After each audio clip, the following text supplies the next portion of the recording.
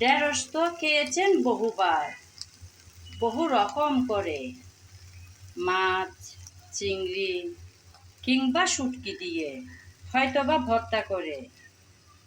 কখনো কি খেয়েছেন এরকম হালকা পাতলা মশলা দিয়ে এই গরমের উপযোগী রান্না করে?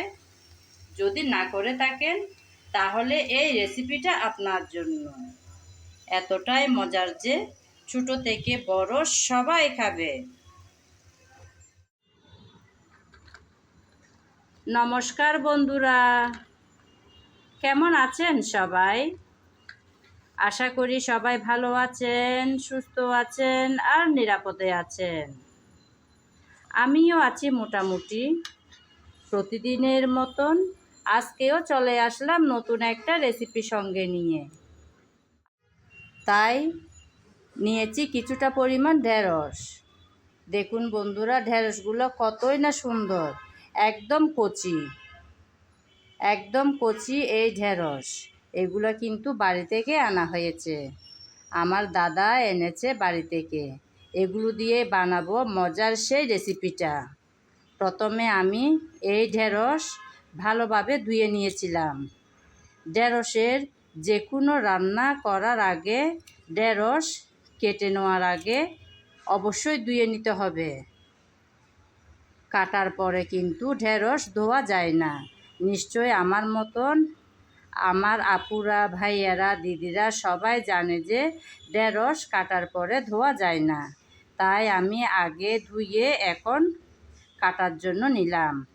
প্রথমে আমি ঢেঁড়সের উপরে নিচে দুটো সাইড কেটে তারপর ঠিক মাঝখান বরাবর একটু এভাবে কেটে দিলাম। আজকের যে রেসিপিটা বানাবো সেই রেসিপিতে এভাবে মাঝখান বরাবর একটু কেটে দিলে ভেতর অবধি ভালোভাবে মশলা ঢুকবে, তাই খেতেও হবে দারুণ। এভাবে করে সবগুলো ঢেঁড়স আমি কেটে তারপর ফিরে আসব আপনাদের মাঝে। ততক্ষণ বন্ধুরা আপনারা আমার সঙ্গে থাকুন।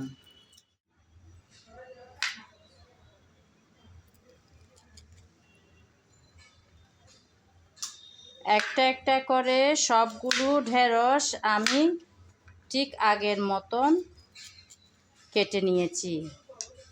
সবগুলো কাটা হয়ে গেল। এই যে দেখুন বন্ধুরা, সব কেটে নিলাম। এখন চলে যাব রান্নায়। রান্নাটা বসাবো বলে চুলায় দিলাম একটা প্যান। তাতে দিয়ে দিলাম কিছুটা পরিমাণ তেল। তেল হালকা গরম হয়ে আসলো। সেই গরম তেলে দিয়ে দিলাম কিছুটা কালো জিরা। কালো জিরা হালকা একটু নেড়ে চেড়ে মিশিয়ে নিলাম। এখন দিয়ে দেব ঢেঁড়স। একটু করে কালো জিরা ভেজে তারপর ঢেঁড়সগুলো সব দিয়ে দিলাম। ঢেঁড়স দেওয়ার পর নেড়ে চেড়ে ভালোভাবে ভেজে নিতে হবে। আপনারা হয়তো লক্ষ্য করেছেন আমি কিন্তু অনেকটা পরিমাণ তেল ব্যবহার করিনি। খুবই সামান্য পরিমাণ তেল দিয়ে এই ঢেঁড়স কালো জিরার সাথে ভেজে নিচ্ছি।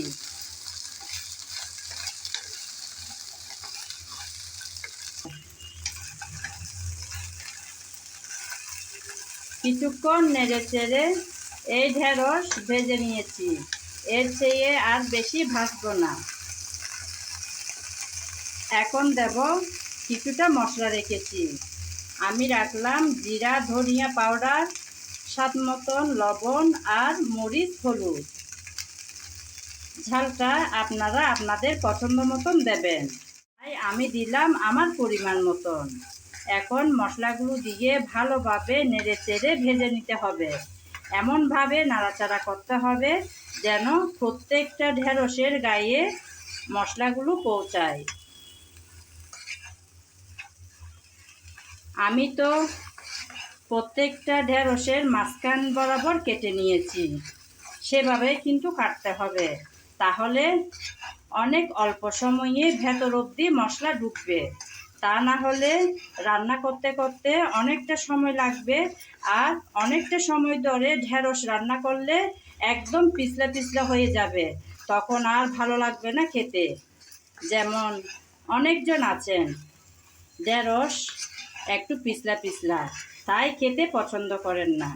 তাদেরকে যদি এভাবে ঝরঝরে ঢেঁড়সের এরকম রেসিপি করে দেওয়া যায় না, অনায়াসে চেটেপুটে খেয়ে নেবে, বড়দের পাশাপাশি ছোটরাও। আবার 1 থেকে 1.5 মিনিট পর আসলাম নেড়েচেড়ে মিশিয়ে নেব বলে। আপনারা তো দেখেছেন আমি তেলের পরিমাণ খুবই কম দিয়েছি, তাই কিছুক্ষণ পর পর যদি নেড়েচেড়ে না মিশাই নিচে লেগে যাওয়ার সম্ভাবনা থাকতে পারে, সেজন্য কিছুক্ষণ পর পর এসে নেড়েচেড়ে মিশাতে হবে।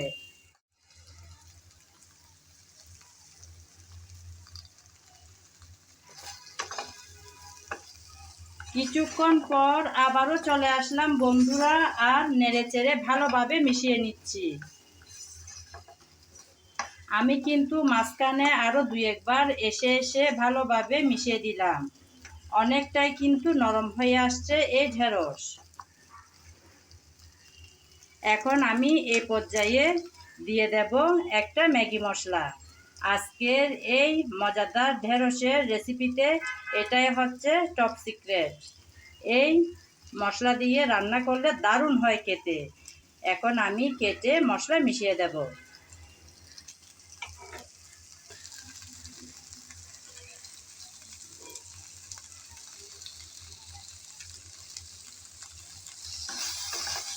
মশলাটা দিয়ে অনবরত ভালোভাবে মিশিয়ে নিতে হবে, যেন প্রত্যেকটা ঢেঁড়সের ভেতর সেই মশলা পৌঁছায়।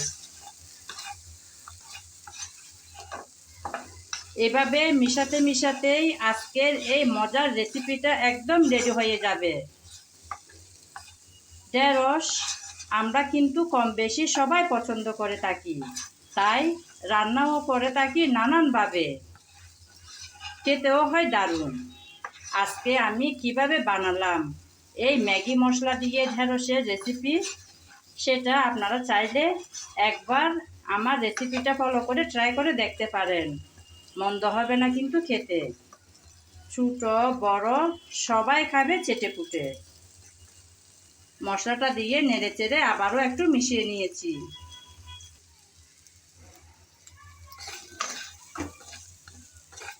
আবারও চলে আসলাম বন্ধুরা, আমার আজকের রেসিপি কিন্তু একদম রেডি।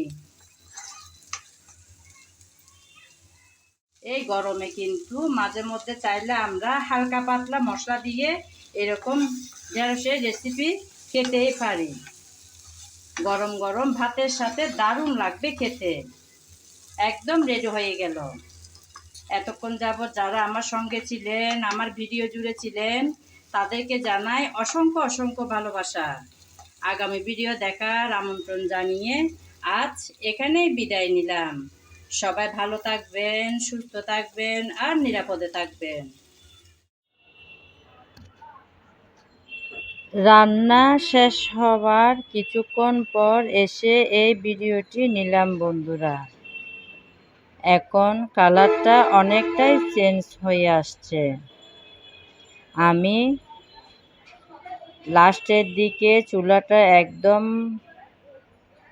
কম আঁচে রেখে তারপর ভালোভাবে এই ঢেঁড়স সিদ্ধ করে নিয়েছি।